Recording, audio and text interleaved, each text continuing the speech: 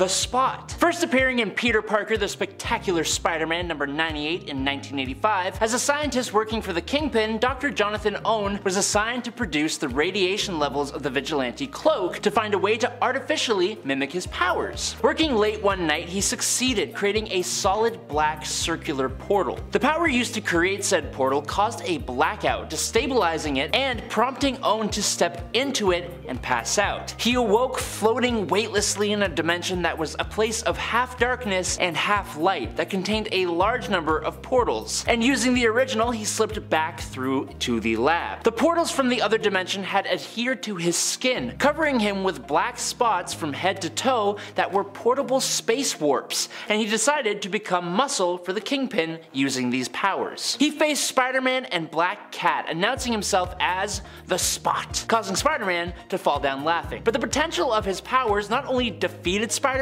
just once, but could potentially defeat many other heroes, making the Spot someone you may not want to underestimate. Luckily, he's popped up in the recent Carnage comic, but not for very long. Number 9. Moonstone. Carla Sofin was a not-so-moral psychiatrist who particularly enjoyed manipulating her patients into paranoia rather than actually helping them. So we're already off to a really good start here. This led her to be an assistant of the villain Dr. Faustus, and her manipulative skills only grew under his teachings. This allowed her to get time with Lloyd Bloch, the original Moonstone. She gave Lloyd hallucinogens and persuaded him into giving her the Moonstone and the Kree device that granted him his immense powers, which included 10-ton superhuman strength, super speed, stamina, durability, agility, reflexes, and flight, as well as, thanks to the Gravity Stone, the ability to control gravitational forces, enabling her to move and otherwise manipulate matter, to create force fields, to increase gravity around a target and crush it, to generate miniature black holes, and even to transport objects through dimensional rifts. Now, she's been featured in some big villain teams and moments, but I don't think she's ever really had her own time to shine as a solo villain in a real, tangible way. Number 8.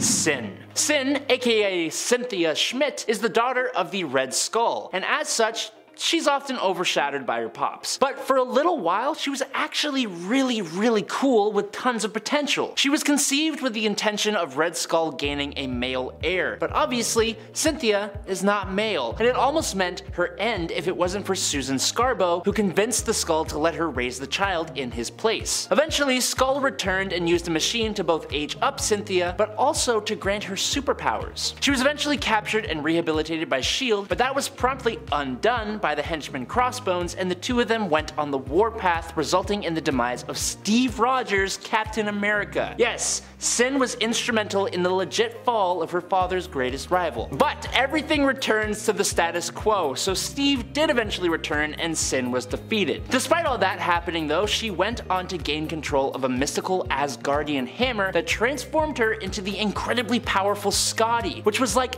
the main inciting incident for the Fear Itself storyline. She's a really cool villain, and one that needs more time in the limelight. I almost prefer her to her father, as much of a sin as that is to say, no pun intended. She just feels even more ruthless and convincing. I want more Sin. It's a weird thing to say. Number 7. Killer Moth. Killer Moth, unlike a lot of the characters on this list, isn't really that powerful. But that's not what makes them underrated and in need of more attention. Killer Moth is just fun. Drury Walker first appeared all the way back in Batman number 63 from February 1951, and his whole shtick is just goofy. While other characters have taken their inspiration from having similar backstories to the Batman, the Killer Moth wanted to be the criminal's version of Batman, so he got himself a moth signal and a mothmobile and the name of Killer Moth.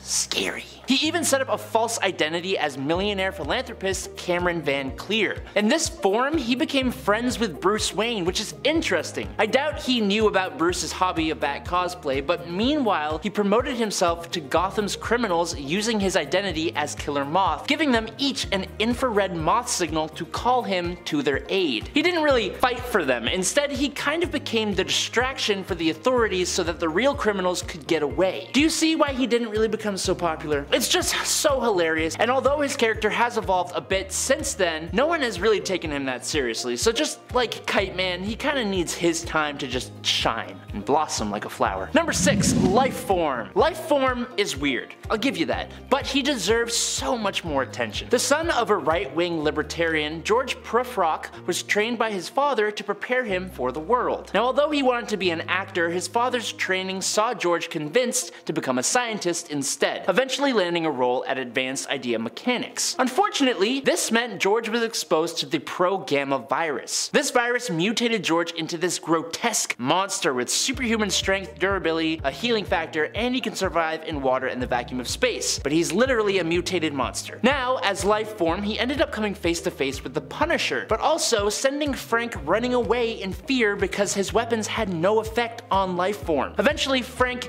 defeated Lifeform, pushing him into a river, but George came back. Now, with two personalities, one his normal peaceful self and the other being the monster. George now came into conflict with Daredevil, but this time he was more of a confused monster, and eventually, in an altercation with the police, his heart began beating so fast that he collapsed and then dissolved into a puddle. When he reformed, this time he was put into battle against the Hulk by the alien Mercy, who also turned him back into an actual man again. But this wouldn't last as he remutated and attacked an entire hospital. Eventually, this led to the Silver Surfer taking George to a dead planet destroyed by Galactus and just leaving him there as he couldn't bring himself to put an end to this dual personality monstrosity. And that's the last we ever saw of Lifeform, and I need to know more. Number 5, Wrath. A young, successful, and secretly entirely evil CEO, Wrath is capable of being both Batman and Bruce Wayne's #1 nemesis and antithesis, and yet almost no one cares about him or even knows about him. Wrath first appeared back in 1984 as basically an anti-Batman, and while that may sound like lazy writing and may make you think he won't be popular, he did it before the major villain Prometheus even ever conceived of the idea. Wrath's parents were two burglars who were accidentally taken from this plane of existence by a young police officer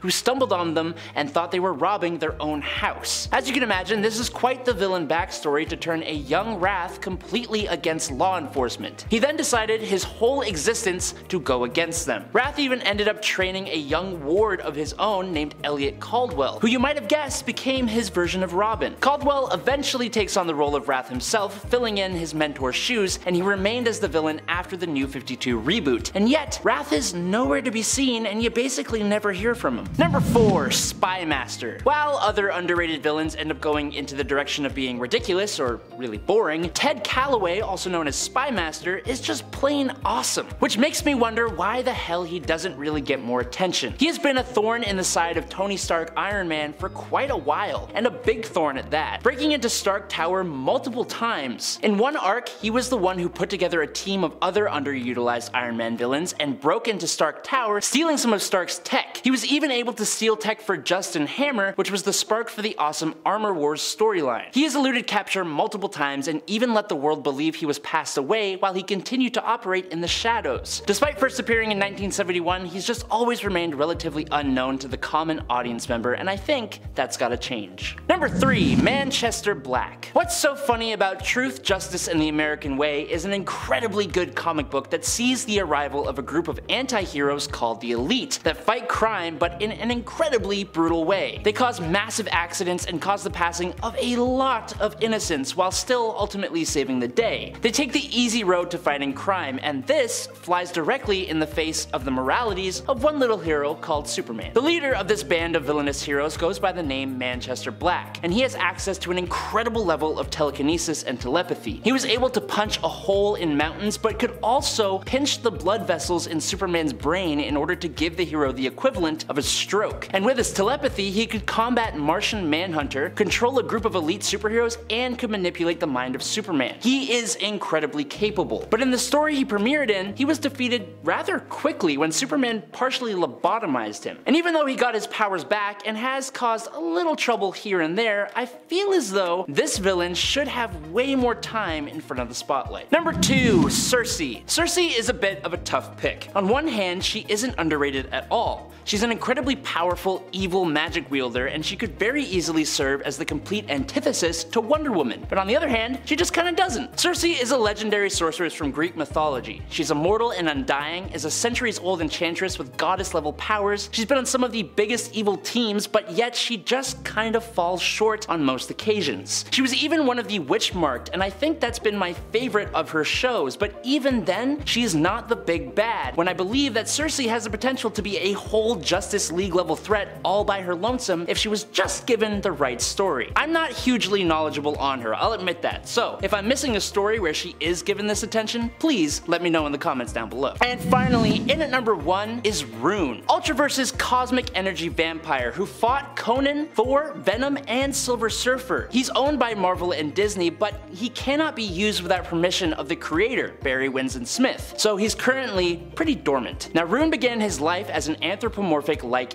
alien in the Ultraverse before he encountered the magical Starstones. The effects of the Starstones did more than grant him everlasting life. They damned him to live in a horrific and grotesque body, as well as instilling him with a craving for blood and the life force of others that the Starstones required in order to give him power. Following the events of Godwheel, which affected the little-known Ultraverse alongside the 616 universe in Marvel Comics, Thor opened a portal to leave, but Rune jumps into it too at the last second and is transported along with Thor back to Marvel Earth 616. Now, after exiting the portal, Rune encounters and almost takes the life of Powder Keg by drinking his blood, but doing so gives Rune more power and results in him sensing the Infinity Gems, which is then when he went on a one-minded mission to collect them all, which he actually does before they overpower him and the Soul Stone turns him into a shriveled up husk of flesh. The superiority complex this man has is almost laughable. The gentleman is his name, but he is literally anything but. His real name is Gustav, and he is the type that is considered a threat even in the underground. He also, and this is where the superiority complex comes in, he believes that he is part of a superior group and that most people in the world are simply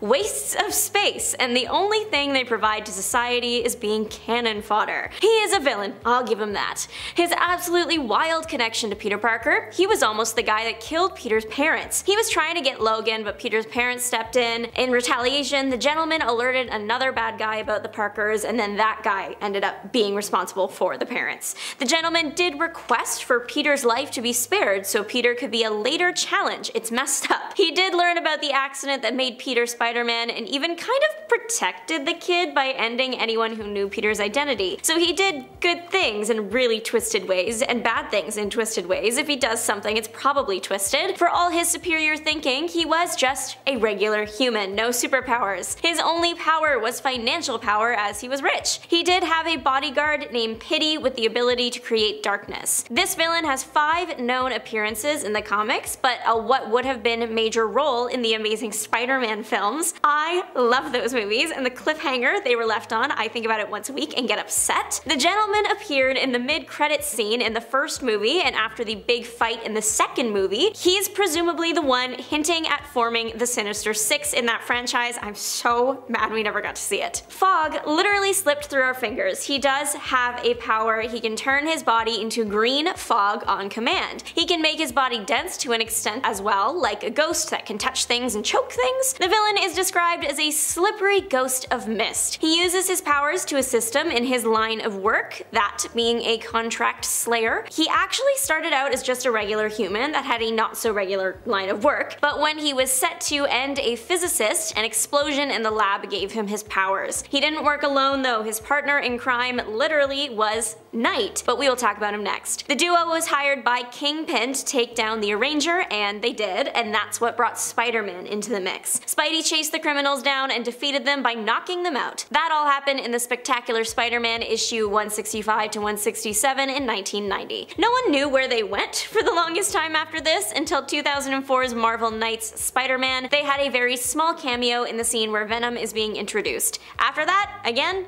Where are they? Moving on to the other half of the destructive duo, Knight, spelled like a medieval knight because that is what he was. The power he got from the lab explosion was the ability to turn himself into a knight, the medieval man of armor. The knight form is a very strong suit. It can resist most forms of harm, except for lots of electricity. That's what Spidey used to knock them out in that previously mentioned comic. Also, just so you know, the characters' real last names are Fog and Knight. This was always in the cards for them. In the comics, it's theorized that the characters turned into their last names because that was how they saw themselves. So one thing about Peter's story is that he's bullied. He gets bullied in high school, right? We all know that. What if I told you there was someone who got bullied even more? Not to make this the Pain Olympics, but Peter is losing to Charles Wiedemann, later Molten Man. He became Molten Man when he attempted to create a vibranium skin suit that would protect soldiers from any impact. The guy cut corners though, which led to the vibranium in the lab to blow up and attach itself to Charles. Now Charles was coated in vibranium and has all the powers that vibranium does. Unfortunately, the suit and the lab had a bunch of chemicals in them,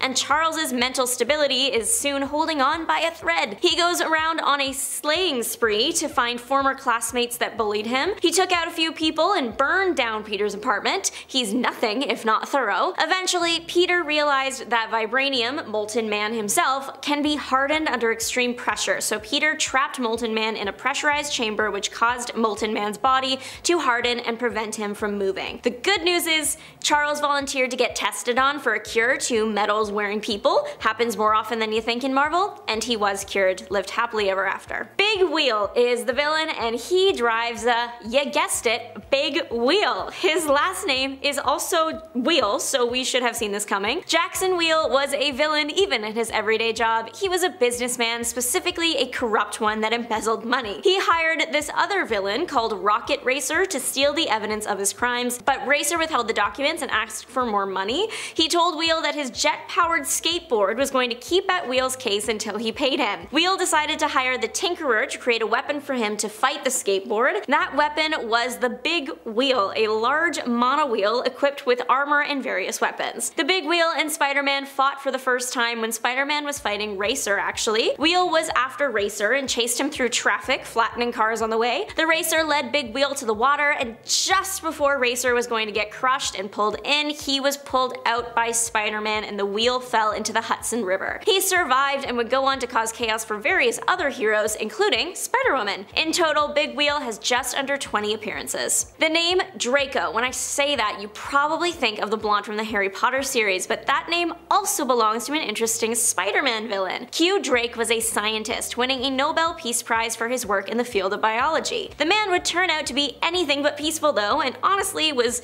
just the lizard in a different font. Drake's research project was combining iguana genes with humans, tested it out on himself, and became Draco the Dragon. He walked like a man but had the fire of a dragon as well as poisonous gas. He was huge and had these massive wings when there was this meteor shower, and that's when Draco first appeared, so it looked like he had flown down into space. Also a play on the Draco constellation there. To top it off, he made such a grand entrance he declared he wanted to rule the Earth. Classic move. Spider-Man and Draco ended up fighting at the top of the Empire State Building, and when Draco fell off, he transformed into a little iguana and disappeared into a wall. That's it. This story was part of this thing Marvel Comics did in the 1970s, where they released a story on record instead of on the page, so it's no wonder he slipped away and we haven't seen him again. This guy makes me so sad. He was a villain at first, but he didn't want to be. Mindworm was born with his powers. They weren't good powers, so he was set up from the start. He had the ability to drain mental energy from people around him. His other powers were mental based too, like telepathy and mind wave blasts and illusions. He was also known to invade dreams, be a natural genius, and when he drains energy, he could do that to the point of death, but he didn't want to do that. Though he wasn't strong physically that much, he could absorb so much energy and make himself very strong, even strong enough to fight Spider-Man. The character has less than 10 appearances and has lived quite the heartbreaking life in those 10 appearances. When he was born, he didn't know how to control his powers. He was literally a baby, so he accidentally made himself an orphan. In the orphanage, people started calling him Mindworm. He aged out and moved to a neighborhood in New York where he could harmlessly feed off the residents. He was found by Spider-Man and the two fought each other. Spidey won, they fought again, and Spider-Man won again, but double won this time because Mindworm realized that he wanted to be a good guy. Unfortunately, Mindworm was taken advantage of by some goons and went to jail. He couldn't hold down a job after jail and became homeless and was eventually beaten on the street and passed before Spider-Man could help. It was really sad. R.I.P. Mindworm. Polestar, or Thomas Duffy, has had about 2 appearances, which means there really isn't much to tell here. He first appeared in Amazing Spider-Man 409 in 1996 and then died that same year in Spider-Man Unlimited 14. What did he do in that short time? Well, he was a player in the Great Game. Polestar, Rhino, and Joystick teamed up together to fight the friendly neighborhood web-slinger. Polestar wore a suit that generates a magnetic field, allowing the villain to attract and repel whatever he wants to fight with. It's also resistant to Peter's webbing. Of course, even 3 against 1, Spider-Man came out on top and Polestar went to jail. Eventually he got out but was shot in a different battle and perished. This fashion icon should be in the pages of Vogue Not Forgotten.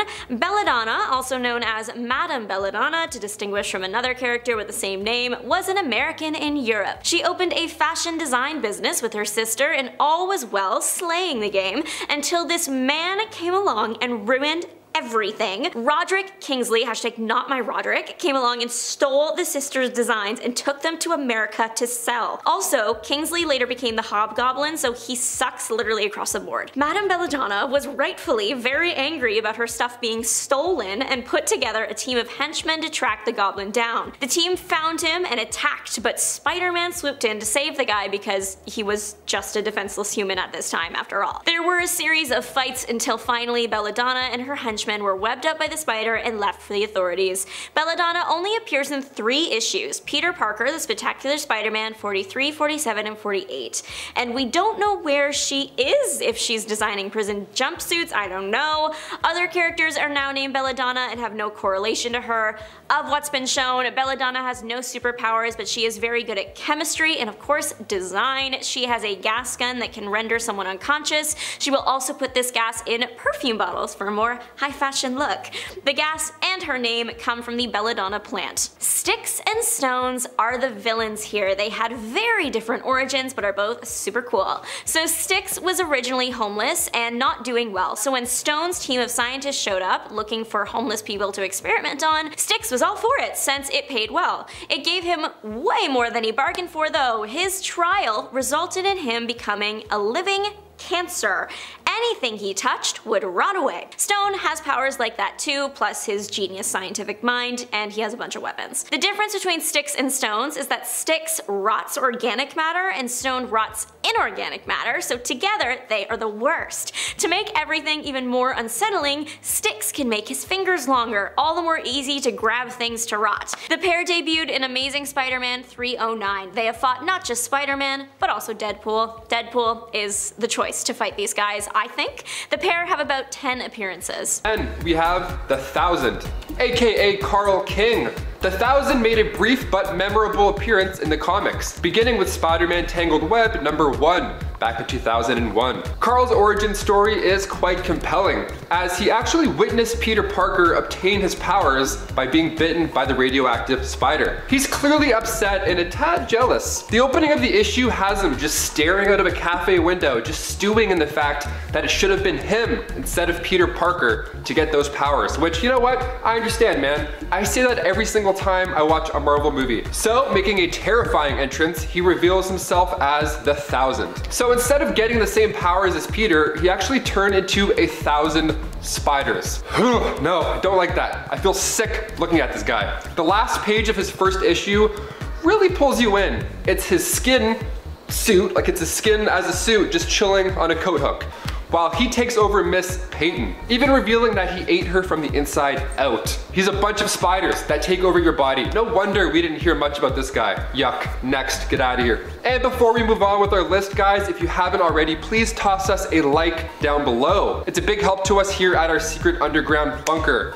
Thank you so much. Okay, back to these crazy villains. And coming in at number 9, we have the Spot. Making his first appearance in Peter Parker, The Spectacular Spider-Man issue 98, the Spot isn't exactly the coolest villain per se.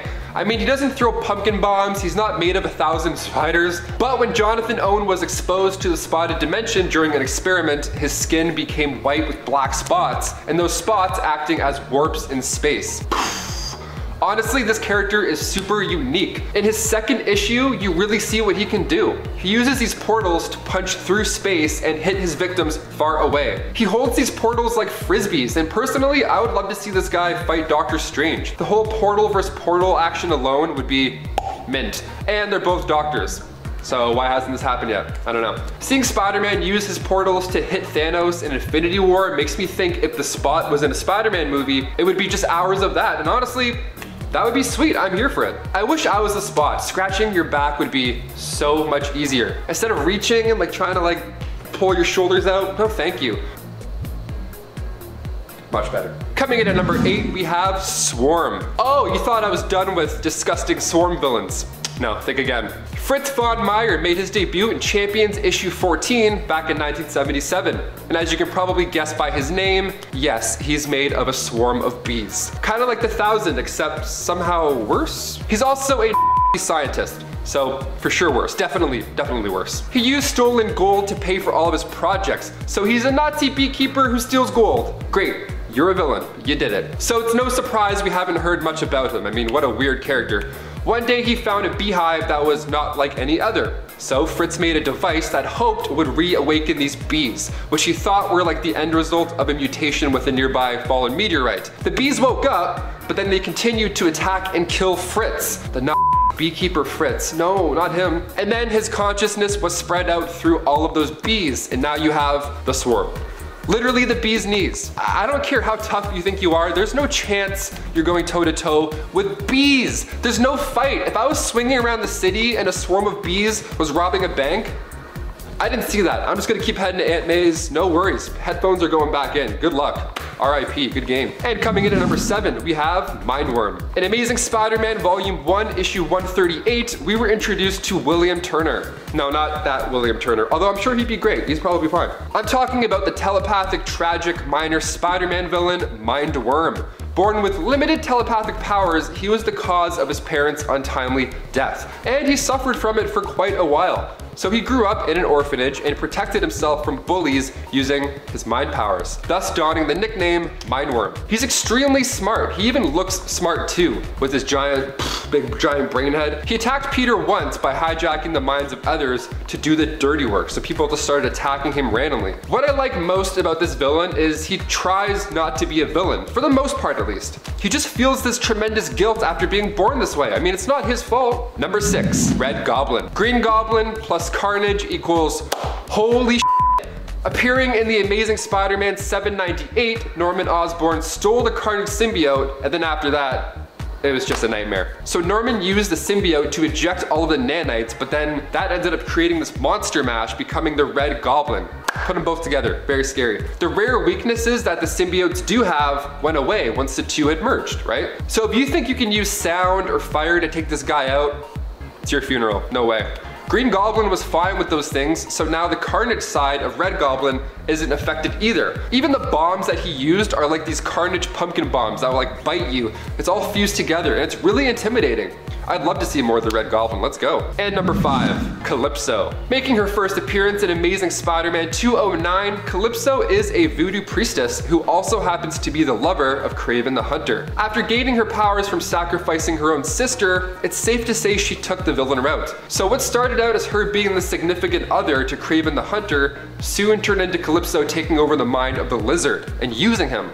Not cool. You can see this take shape beginning in the Torment 5-part storyline. And with rumors of Kraven the Hunter being casted in the next Spider-Man flick, who knows, maybe we'll get a little sneak peek at Calypso as well. Fingers crossed. Number 4, the Red Vulture. Okay, so we talked earlier about the Red Goblin, so we might as well throw another big red in the mix while we're here. The Red Vulture made his comic book debut in Amazing Spider-Man issue 592, and while some may see the Vulture as Adrian Toomes, the Red Vulture is actually James Natal. So James started off working for the mob, of course, and then after the workload kept increasing and increasing, he requested some help. So his superiors figured it would be a great time to use him as his test subject to make a new super bad. Using the same technology that had created the Fly and the Scorpion, but with a little hint of, you know, memory loss thrown in there, Spider-Man found this monstrosity during a patrol, and he saw him eating a guy. He has acid spit, so it's not too hard to eat a guy.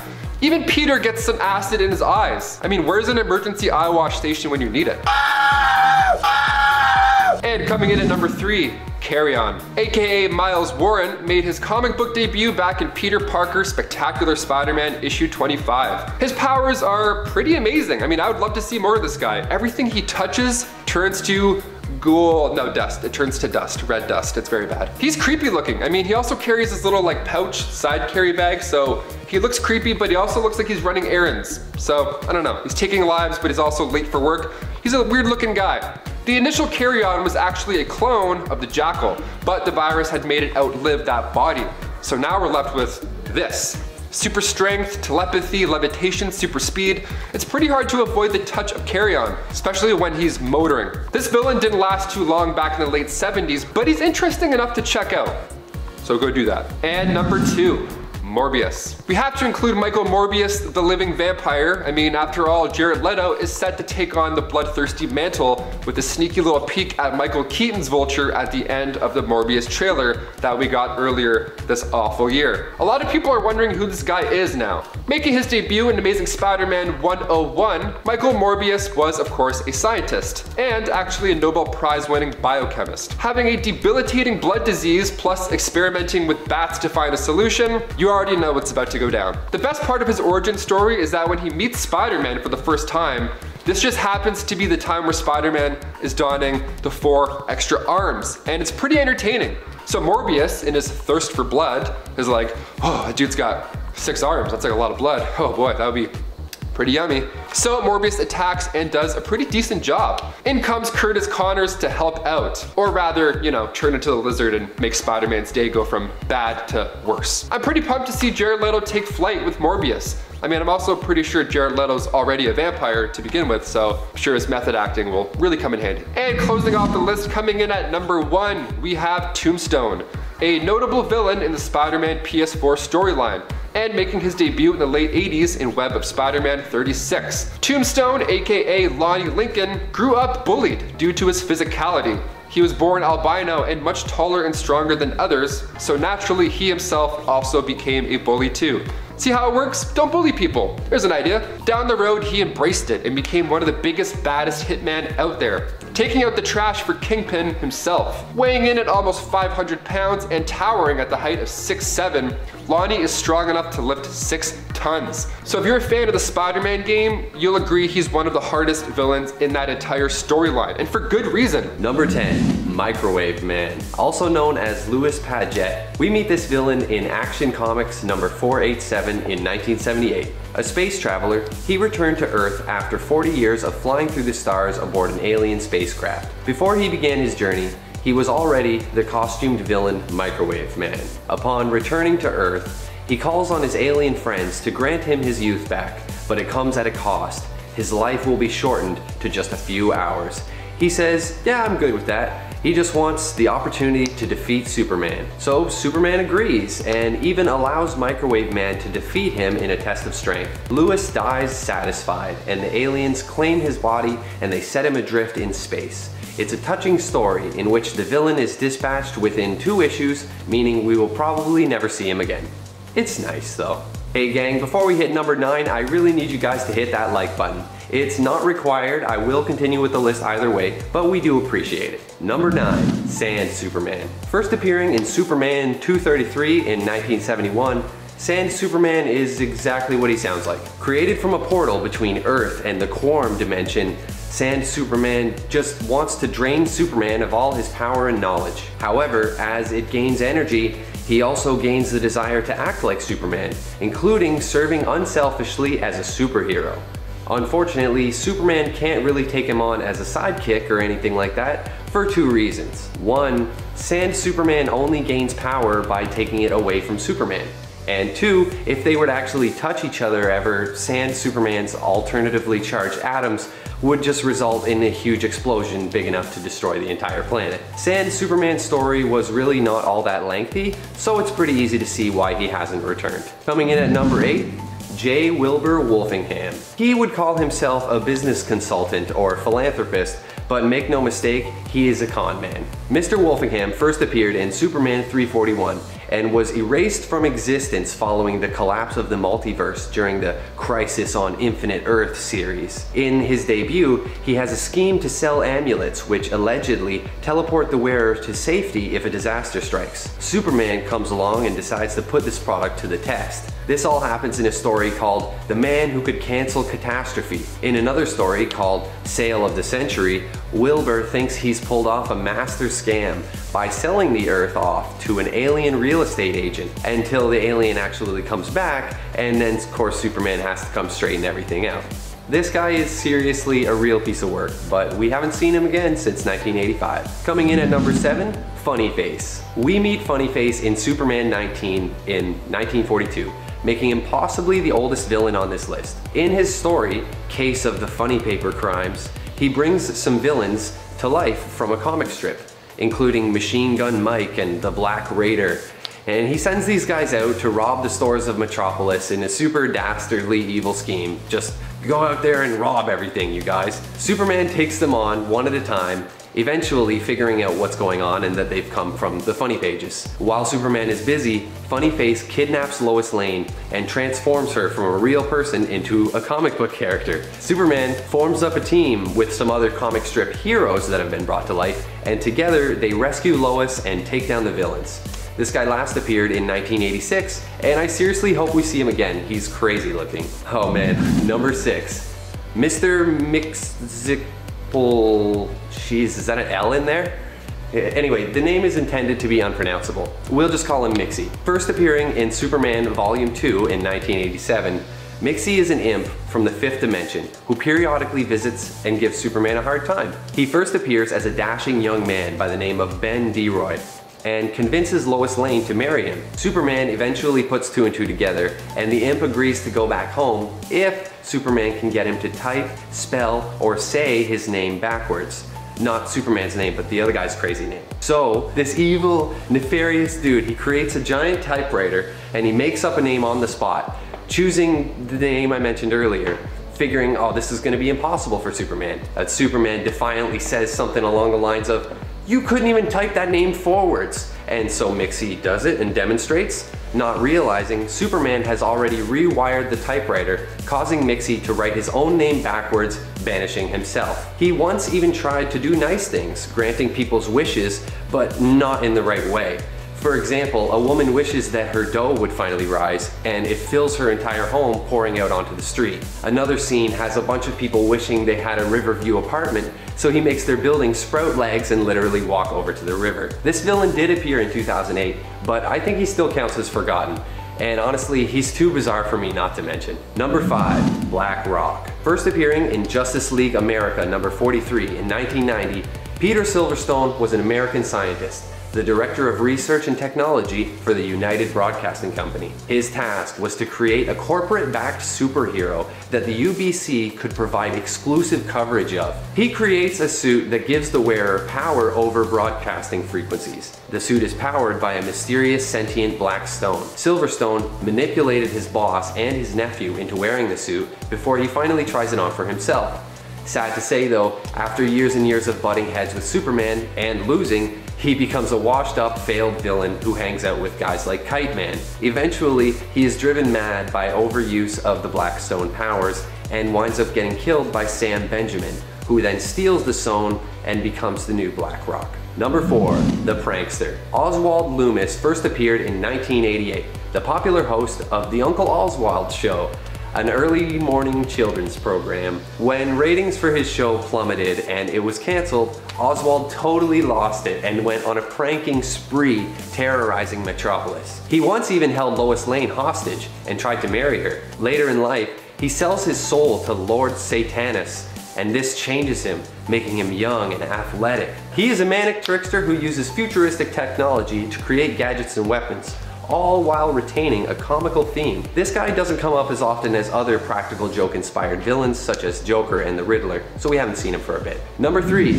Terra Man. When DC Comics rebooted everything with the New 52 in 2011, this guy was recreated to better suit a modern audience. But in 1972, he first appeared in Superman 249 as Tobias Manning, a desperado cowboy sent into the future. When he was young, he encountered an alien during his first holdup, while his father was recovering from a gunshot wound.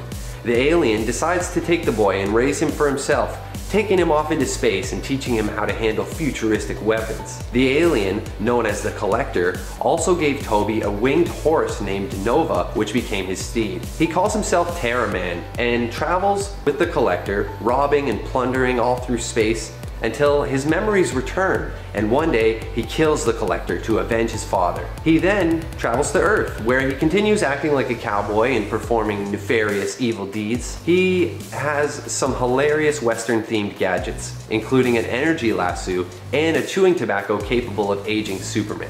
Number 2.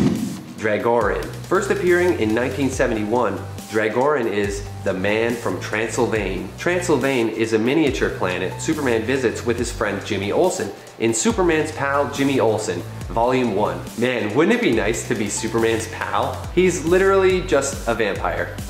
We think the writers might have been phoning it in a bit on this one. Throughout the story, Superman and Jimmy encounter not only Dragorin, but a werewolf too. I really wish I had more to tell you about this guy, but there is a reason that he's a forgotten villain. And now, number 1, Zavam the Invincible. This dude appeared in Action Comics 351 in 1967. Zavam was created by the god of Olympus after they looked into the future and saw Superman, believing him to be a rival god. Zavam was built from clay and sent off to defeat the Man of Steel. Using godlike powers making him seemingly unstoppable, he becomes the leader of the United Crime Syndicate and humbles Superman. Superman is only able to finally defeat Zavam after collecting a magical belt from another group of gods led by Neptune. Zavam's name is an anagram in reference to the godlike powers he possesses, including Zeus, Hercules, Achilles, and others. He has not reappeared since his defeat, but it would be nice. Number 10, Mr. Sinister. We were so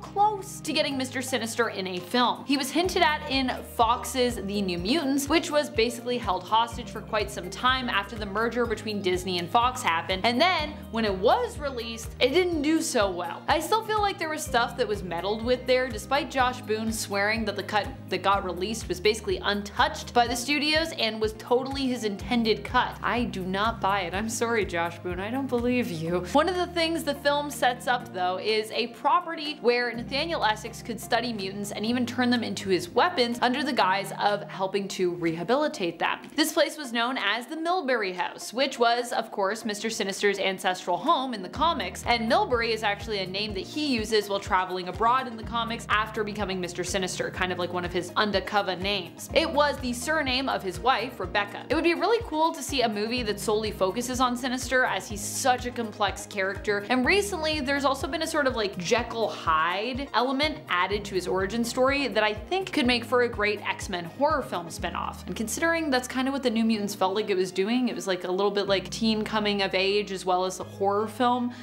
I really want that to happen. And friends, before we move on to our next spot on this list, if you love what we do here at Top 10 Nerd, do not miss out on all of our cool content. Make sure you click that subscribe button and ring that bell so you get all of our notifications. Number 9, Mr. Freeze. While Mr. Freeze has made a few appearances in live action, he has never had his own solo film. He is one of the most complex villains around, which is why I think he would actually be a pretty admirable candidate overall. Mr. Freeze would be an interesting character to explore, considering he was made to be so altruistic in terms of his reason for villainy, and over the years he's just like become like more and more altruistic. However, some have taken him too far, I would say, to the side of sympathetic villain, and it would be nice to see a film that more finely strikes a balance on kind of where he stands between being a villain but also like having his reasons. For those who are unaware, Mr. Freeze isn't just a man obsessed with cryogenics. He's a man and scientist whose interest in cryogenics turned to obsession after his wife Nora was diagnosed with an incurable disease. Rather than lose her, he decided to freeze her until he could find a cure. And there's also been other versions of the story where it's not just about him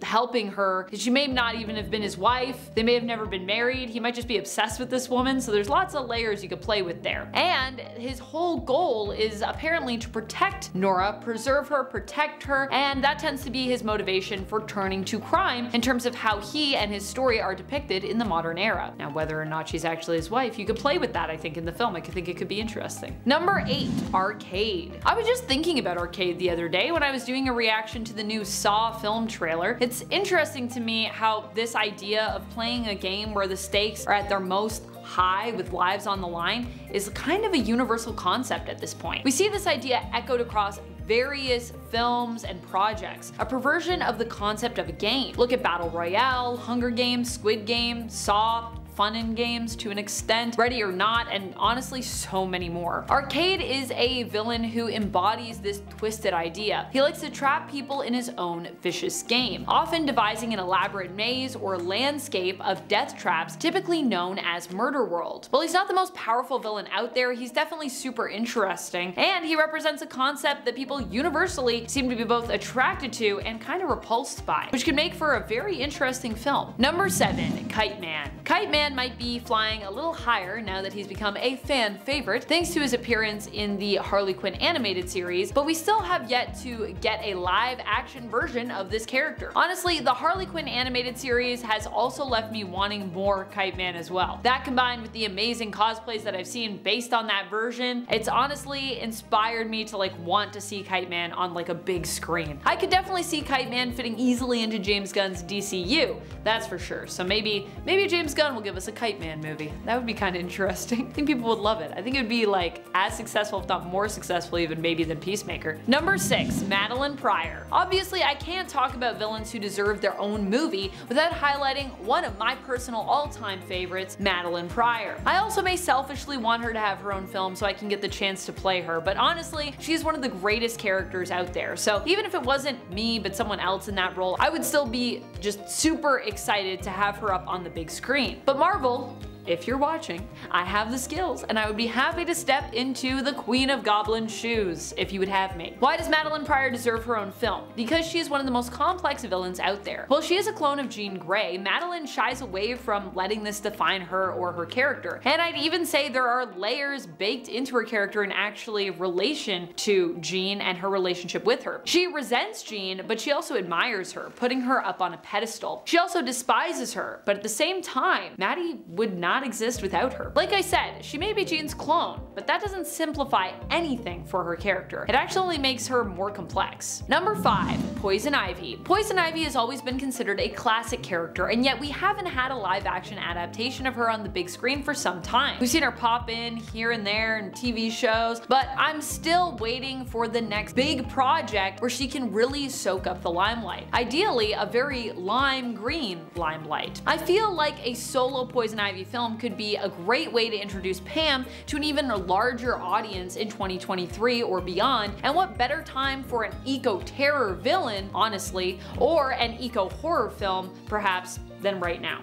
This is basically what we're just dealing with on the everyday. So there's a lot you could play with, and I feel like people would be super here for it mentally. Number 4, Destiny. Destiny is a villain that until recently most folks had forgotten about because she was dead. In the films, she doesn't even really exist. And while I didn't mind the weird love triangle turned kind of love square in the X-Men First Class films between Mystique and Magneto and Professor X and Beast, I would like to acknowledge that those films pretty much erased one of Mystique's most important relationships from the comics. If not, I would say the most important relationship. The love between her and her wife, Destiny. Destiny for many years was allied with Mystique, and together they even adopted Rogue, with her being their daughter that they raised together. I would love a feature film that showcases Destiny and also highlights the love story of her and Raven. It would really be nice to have, considering how for so many years comic book censorship actually prevented them from even being a firmly established couple in the comics, despite that always being Chris Claremont's intentions for their relationship with one another. Literally, they were supposed to be the moms of Nightcrawler, and then that never happened. It's all censorship, baby. Number 3, Brother Blood.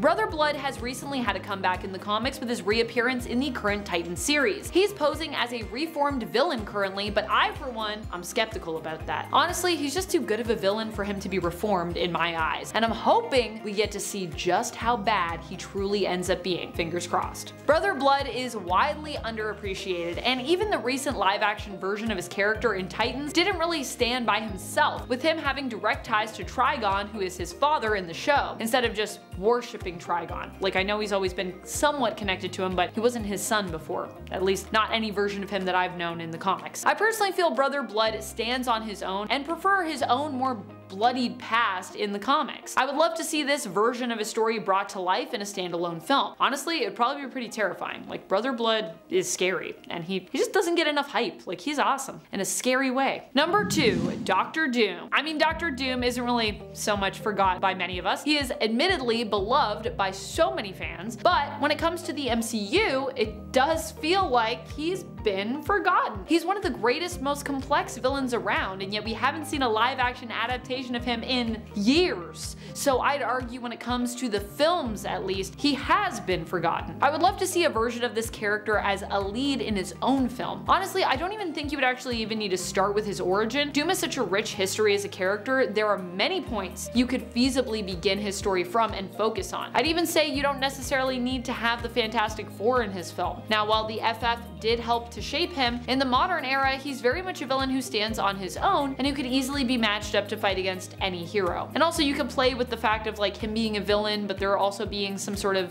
heroic elements, I would say, to who Doom is at times. Number 1, Clayface. Clayface is one of those villains who I don't think honestly just gets featured enough, and definitely has not been featured enough on the big screen. That is for sure. The interesting thing about Clayface, at least in regards to the main version of the character I'm most familiar with, Basil Karlo, is that he can transform into pretty much anyone he wants, which makes him an exceedingly interesting character in terms of how he could be depicted on the big screen. You could either have a series of different actors playing him as sort of a collective, or one actor who just gets to basically become the master of disguise, which honestly would probably be super fun. Either way, I think he's very intriguing in terms of his abilities. He is also surprisingly complex, having been redeemed a few times over the years, and even becoming, for a time, a member of the Bat family. Number 10, Deacon Frost. Deacon Frost is iconic due to his attachment to Blade, and I feel like a lot of people don't just forget about him, but by extension forget about Blade, which is why they forget about Deacon.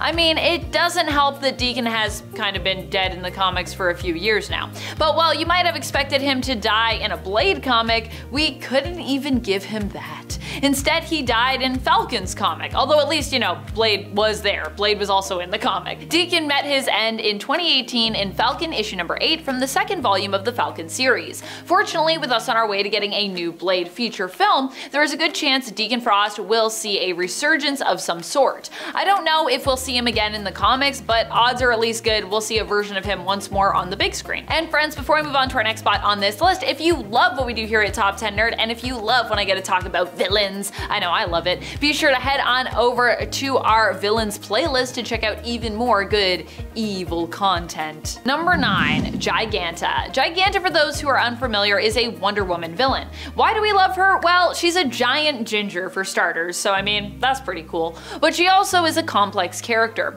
The first version of her to appear was actually just a giant ape who was genetically altered to be a human.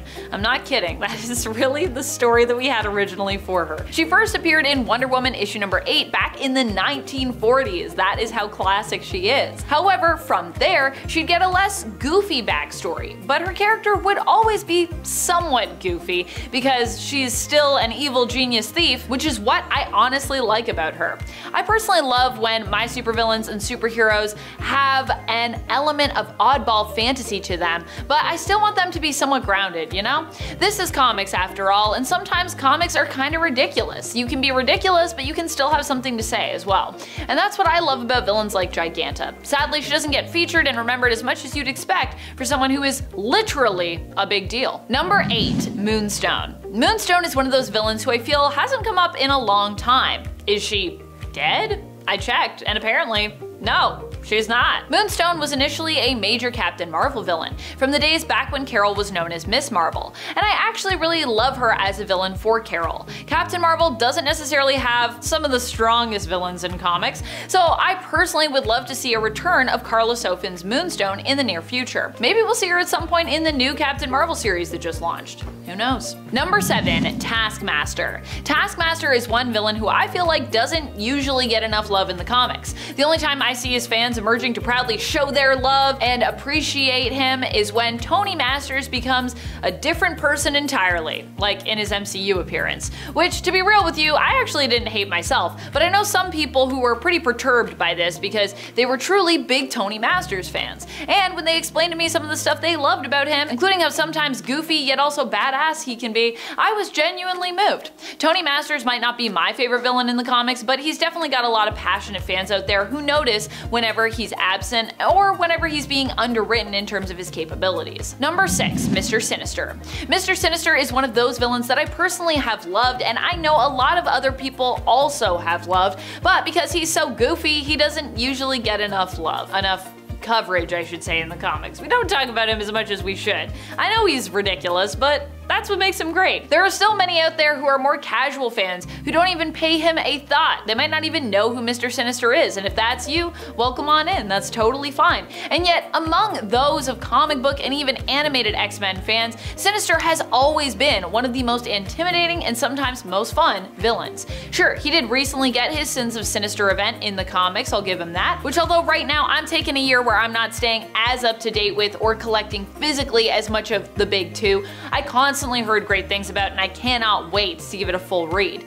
But at the same time, this felt also like a resurgence of Sinister, this era, this Krakoan era, which we're now coming to an end of. Ever since Hellions, I feel like Sinister was on the up and up, but even now, where is he? What is he doing? It's very likely that once again he'll fall by the wayside and be forgotten, especially with him being in the pit, until someone else is ready once more to realize just how cool he is and bring him back into prominence again. Number 5. Shadow King. Remember when Shadow King was all the rage in the comics? Okay, so I don't know if he was ever really all the rage, but there was a time when he was considered to be one of the most fearsome villains that we had for the X-Men, and I remember it. Or at least, I remember it through reading about it when it happened. I wasn't actually alive when Shadow King first appeared, and I was only pretty little when he terrorized the X-Men as one of their star villains. But I've experienced the fear through going back and reading some of those older comics. You know me, I love 90s comics even though they're ridiculous. Shadow King hasn't been forgotten entirely today. He's still around, but he's just not quite as intimidating and fearsome as he once was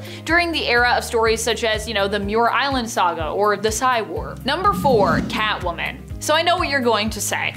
Amanda, how dare you imply that I forgot Catwoman? I would never. Yeah, I figured you might say that. But I'm not talking about forgetting Catwoman straight up in regards to this point, so hold those horses. I'm talking about forgetting where she came from. I feel like in modern comics, Selina is so often portrayed as an anti-hero, and even at times just a straight-up hero, that we forget her origin and her role as a villain.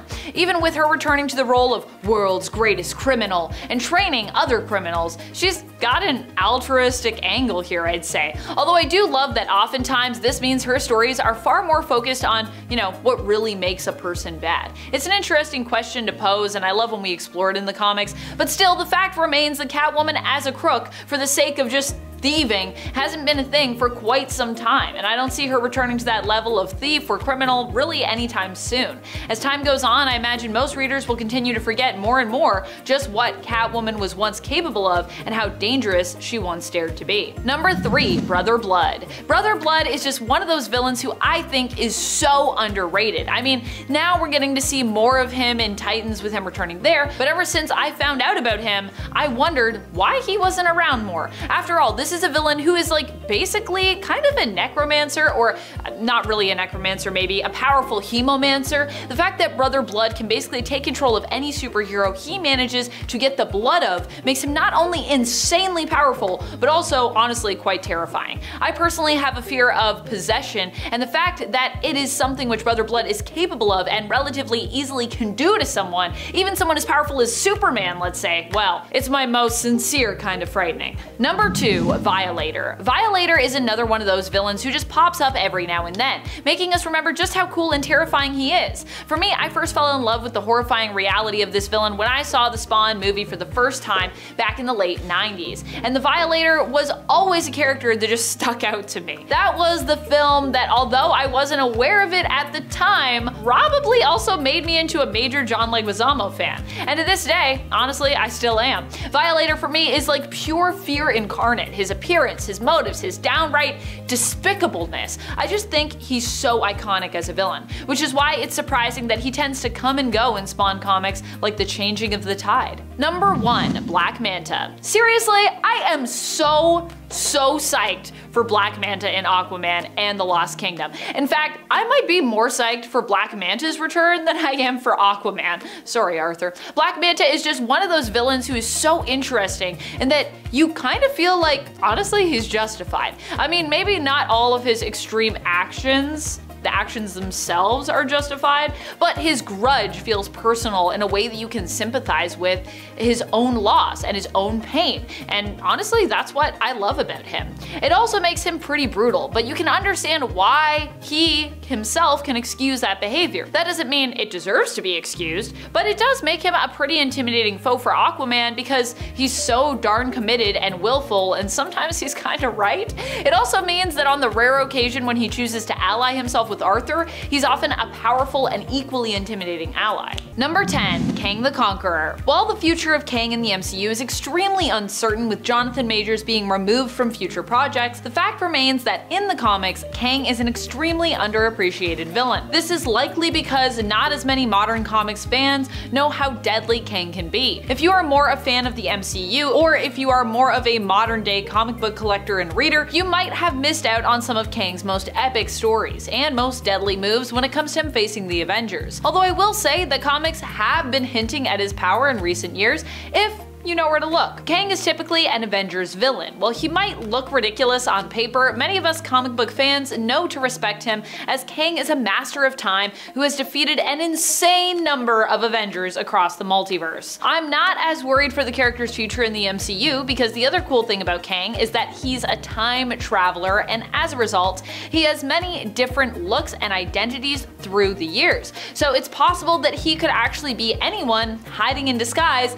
laying in wait for the right moment to reveal himself and strike. And friends, before we move on to our next spot on this list, if you love what we do here at Top 10 Nerd, why not show us you love us by clicking that like button. Number 9. The Lizard. The Lizard is a villain who often gets overlooked when it comes to Spider-Man fans. Why is this? Because not many people know just how dark and deadly the Lizard can be. And perhaps because the Lizard's alter ego, Curt Connors, is known for being a good man and a scientist. But that doesn't mean there isn't darkness lurking beneath the surface, even with as well-intentioned a man as Connors. And even without any potential darkness within Connors, the Lizard should be dark enough to persuade readers to be intimidated by him and respect him. You also have to think of how terrifying it must be for Connors' consciousness to exist within the Lizard when the creature is completely unleashed and fully in control. It's a complete lack of control in a way that is probably super terrifying for Curt. Number 8. Hunter in the Darkness. The Hunter in the Darkness is an interesting character, and one that honestly we do not talk enough about on Top 10 Nerd.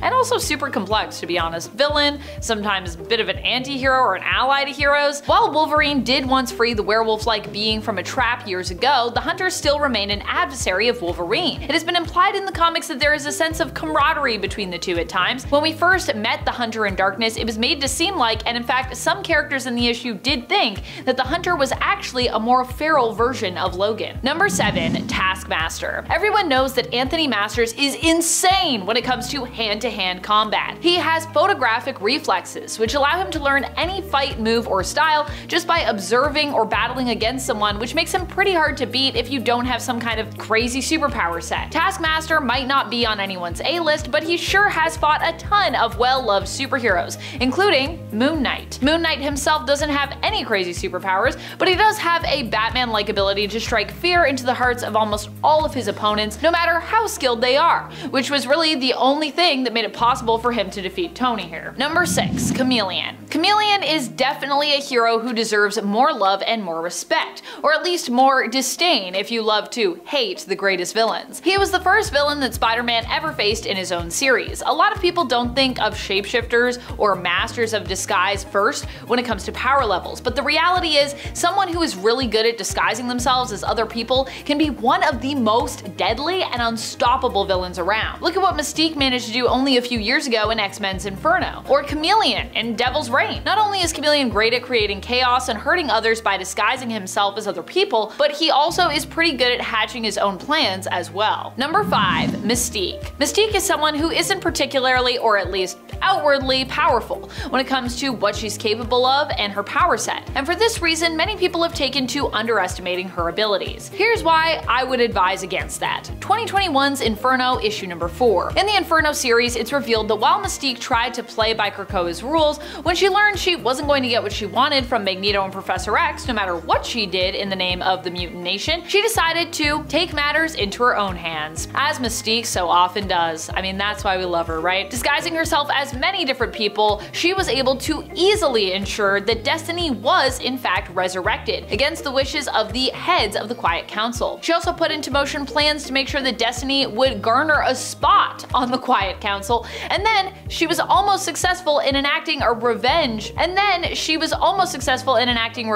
on Moira X for keeping her love, Destiny, from her for so long. Mystique here proves that while her power set may have become OP over the years, it's still really her mind and her sense of cunning that makes her honestly so dangerous. Number 4. Mysterio. Another villain that often gets dismissed when it comes to Spider-Man's rogues gallery is Mysterio. Mysterio is a villain that is all smoke and mirrors and illusions, which makes a lot of folks consider him to be a not so real threat. Still, in the cinematic take on the character, we saw Mysterio almost completely fool the entire world. Or well, even being defeated, he still kind of did. His plan here was to convince everyone he was a hero and win them over to his side, and even despite seemingly dying, I'm still not convinced, he actually still managed to succeed somewhat. In the Old Man Logan universe, Mysterio is also the one behind defeating all of the X-Men by tricking Wolverine into thinking all of his friends were really supervillains, thereby getting him to kill the entire X-Men team and school himself.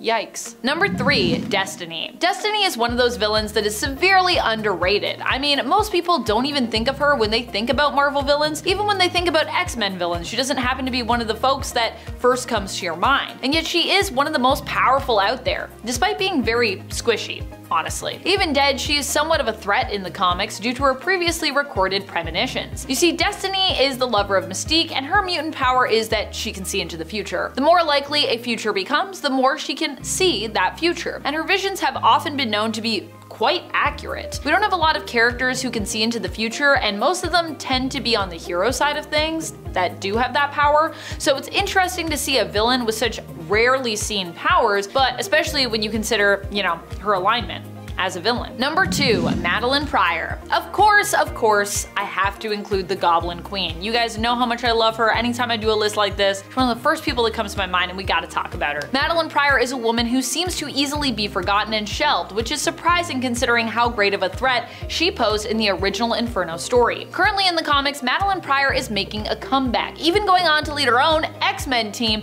nicknamed the Dark X-Men editorially. Madeline Pryor has threatened the entire world with her dark rituals and demon pacts before, and though often forgotten, she really shouldn't be, considering just how dangerous and how powerful she is. Number 1. The Maker.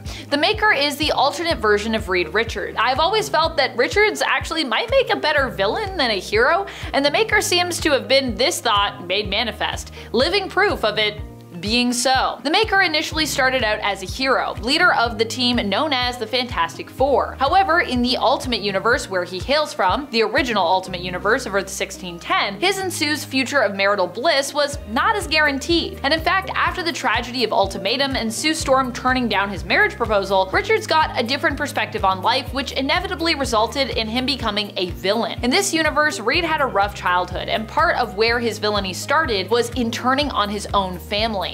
A family that had honestly mistreated him for years. Yeah, in this reality, Reed commits patricide and matricide to get back at his parents. And that's just the beginning of his story as a villain. Extremely counter to his Earth 616 alternate. When the amazing Captain Britain is sent to Earth 238, there are no heroes of any kind. What we come to learn is that a guy named Mad Jim Jaspers is the Prime Minister of England, and he has created a cyborg called the Fury that can adapt to anything to destroy destroy all the superpowered beings on this Earth. But we are being delivered this information from inside of a teapot helicopter that is immensely bigger on the inside than it looks on the outside, with the room growing and characters appearing that are deceased or that resembled Alice in Wonderland characters. That's because Mad Jim Jaspers has the ability to warp reality, one of only a handful of characters who can do so. Eventually, when Earth 238's reality is completely destroyed, we're introduced to an Earth 616 reality, Mad Jim Jaspers, who is actually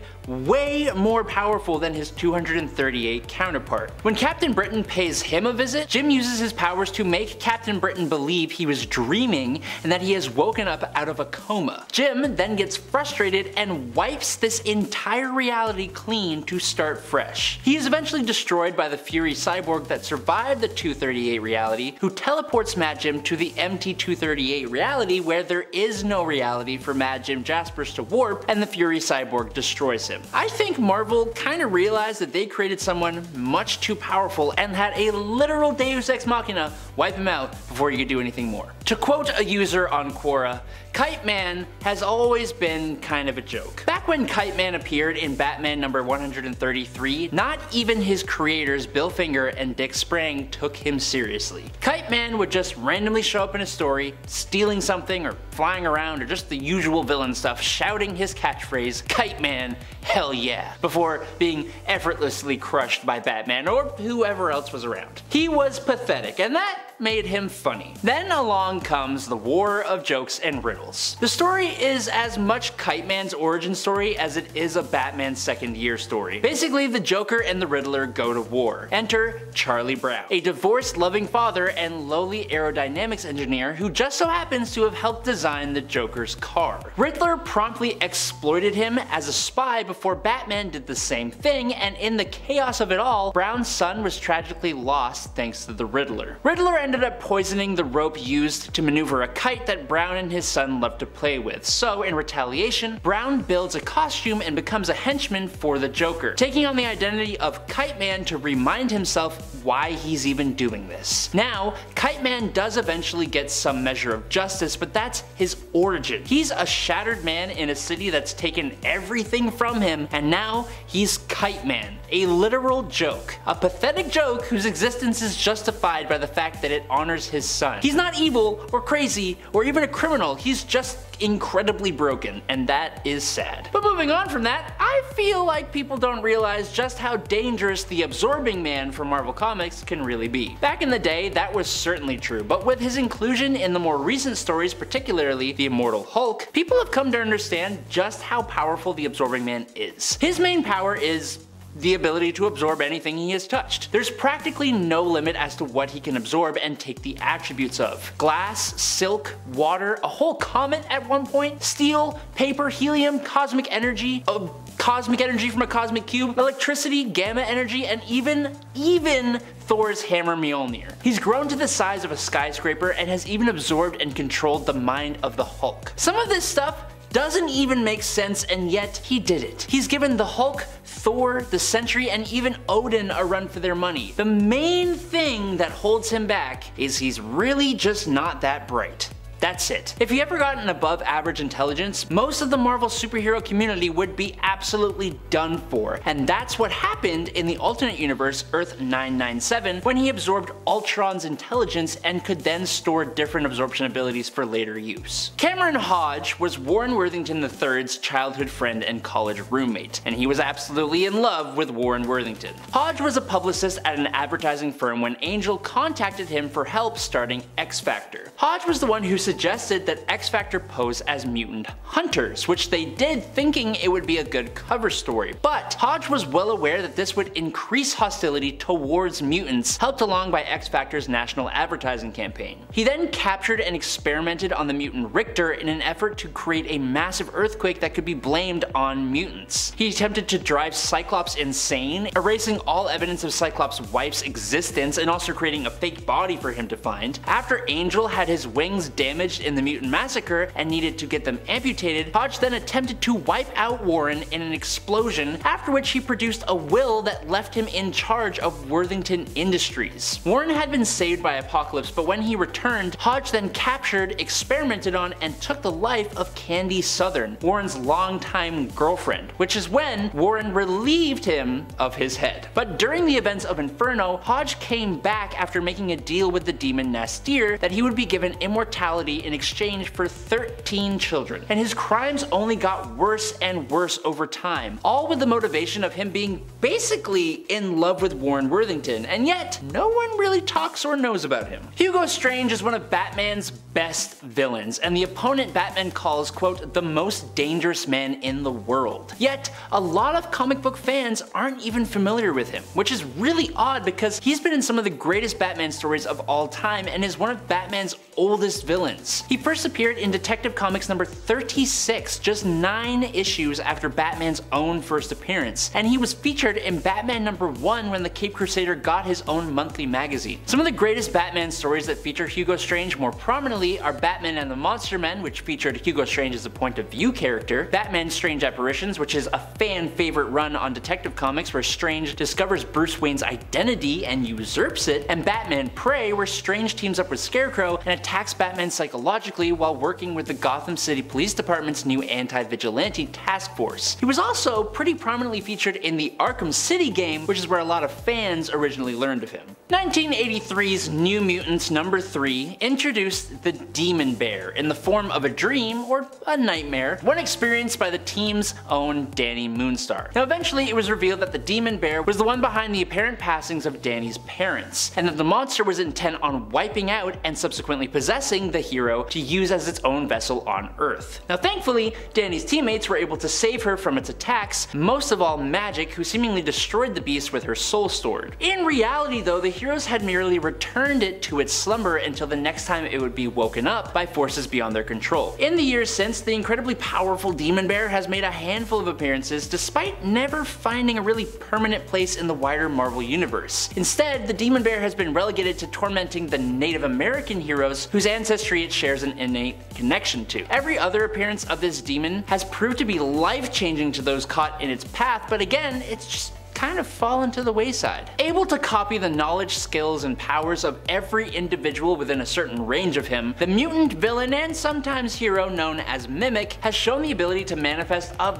bunch of powers at the same time, and since he also absorbs knowledge, he can immediately use those copied powers with the same skill as the original owner. He is a super cool character, and over time he permanently gained the ability to use the powers of all the original X-Men. He had Angel's wings, Beast's super strength and super agility, Cyclops' optic blasts, Iceman's cryokinesis, and Jean Grey's initial limited telekinesis. He had the powers of an entire team, which makes him quite the handful when he was acting as a villain. But the fun thing is, Mimic has danced around from villain to hero, back to villain, even leading superhero teams. He has been featured in a lot of X-Men and mutant related stories, and yet for me, he always seemed like a bit of a side character. I just think he could really cause a huge amount of trouble. Over his time, he has used the powers of Professor X, Wolverine, Cable, Warpath, Sunspot, Nightcrawler, Shadowcat, Colossus, Omega, X-Men, a whole bunch of others, and yet this is probably one of the first times some of you might have heard about him. A young, successful, and secretly entirely evil CEO in DC Comics, Wrath is capable of being both Batman and Bruce Wayne's #1 nemesis and antithesis, and yet almost no one cares or knows about him. Wrath first appeared back in 1984 as basically an anti-Batman, and while that may sound like lazy writing and may make you think he won't be popular, he did it before the major villain Prometheus ever even conceived of the idea. Wrath's parents were 2 burglars who were accidentally taken from this plane of existence by a young police officer who stumbled on them and thought they were robbing their own house. As you can imagine, this is quite the villain backstory to turn a young Wrath completely completely against law enforcement. He then dedicated his whole existence to going against them. Now Wrath even ended up training a young ward of his own named Elliot Caldwell, who you might have guessed became his version of Robin. Caldwell eventually takes on the role of Wrath himself, filling in his mentor's shoes, and he remained as the villain after the New 52 reboot. And yet Wrath is nowhere to be seen, and you basically never hear of him. The alien cybernetic monster Zenmu is an incredibly intelligent being with a huge amount of strength and power. Introduced in Marvel Comics in 1960's Journey into Mystery, he is one of the first monsters introduced, and he even predates the Fantastic Four. Zenmu is able to cast hypnotic rays that can control the entire human population, use telekinesis, scatter his atoms, and even inhabit host bodies. In other words, Zenmu is incredibly powerful, and yet he is almost completely absent from most of Marvel's stories. Most recently, Zenmu was a foe of the Hulk in the Immortal Hulk series, where he was completely terrifying. He was hired by the Roxxon company to ruin the Hulk's public image by creating disasters and then swooping in to save the day. Zenmu used his hypnotic powers to persuade civilians and even close friends and allies of the Hulk to turn their backs on him. Thankfully, Hulk managed to break free of his control and he actually completely destroyed Zenmu, but I'm hoping that doesn't mean he's gone for good. And finally, when we first ever meet Mazaz, he is described as the most powerful superhero on Earth 3, the home of the sinister JLA, the Crime Syndicate of America. He was for a long time the biggest threat that the Crime Syndicate of America ever faced, and he has taken the lives of a lot of their members using his superpowers. Mazaz was Alexander Luthor and was just a regular guy until at some point in his life he figured out how to take the powers of other superpowered beings. It seems that the first person who lost their powers and their life to Alexander was Will Batson, Earth 3's Billy Batson, which gave Alexander the power of Mazaz, called down dark lightning, transforming him into a more muscular being with a superhuman strength, durability, flight, electrokinesis, and presumably magic. When he first shows up, he has already stolen the powers of a hero called Hawkwing, who we don't know, and he goes on to gain all the Kryptonian-like powers of Bizarro, plus Kryptonite immunity, the Firestorm Matrix powers of Deathstorm's Earth 3's Firestorm, the super speed abilities from Johnny Quick,